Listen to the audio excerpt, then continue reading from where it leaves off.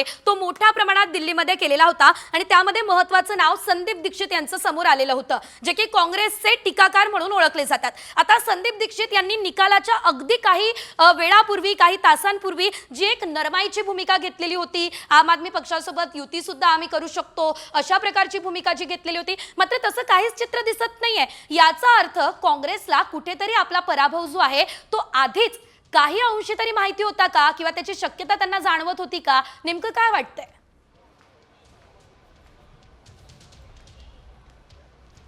असे जर काँग्रेसचे नेते म्हणजे दिल्लीतील काँग्रेसचे प्रॉमिनंट नेते आहेत ते खाजगीत बोलताना हे मान्य करत होते की आम्ही लढत फाईट देणार नाही, म्हणजे आमच्या जागा किंवा आमची सत्ता येईल असं आम्हालाही वाटत नाही, अशा पद्धतीची प्रतिक्रिया काँग्रेसचे नेते खाजगीत बोलताना पत्रकारांशी सांगायचे।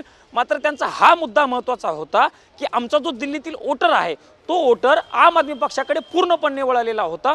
तो वोटर जरी आमच्याकडे आला तरी आमचं यश आहे, म्हणजे आमच्या जागा निवडून जास्त नाही आल्या, काही जागा थोड्या निवडून आल्या आणि आमचा मतदार पुन्हा आमच्याकडे आला पाहिजे, ही काँग्रेस पक्षाची मुख्य भूमिका होती। आणि म्हणूनच काँग्रेस पक्ष ताकदीनं निवडणुकीमध्ये उतरल्याचं बघायला मिळालेलं होतं। सेजल काँग्रेसनं सगळ्या जागांवरती फोकस केलेला नव्हता, साधारणतः 15 ते 20 अशा जागा होत्या, त्या जागांवरती काँग्रेसनं खूप फोकस केल्याचं बघायला मिळालेलं होतं। त्यातली एक जागा होती संदीप दीक्षित यांची। संदीप दीक्षित हे माजी मुख्यमंत्री शीला दीक्षित यांचे चिरंजीव आहेत, ते अरविंद केजरीवाल यांच्या विरोधामध्ये नवी दिल्ली विधानसभा मतदारसंघामधनं निवडणूक लढवत आहेत। संदीप दीक्षितांनी स्पष्ट केलेलं होतं की आपसोबत कुठल्याही पद्धतीची युती होणार नाही, आपसोबत युती होणार नाही हे सांगणारे जे 2-3 काँग्रेसचे महत्त्वाचे नेते होते, त्यात अजय माकन असतील आणि संदीप दीक्षित असतील, जयराम रमेश असतील, हे महत्त्वाचे नेते होते।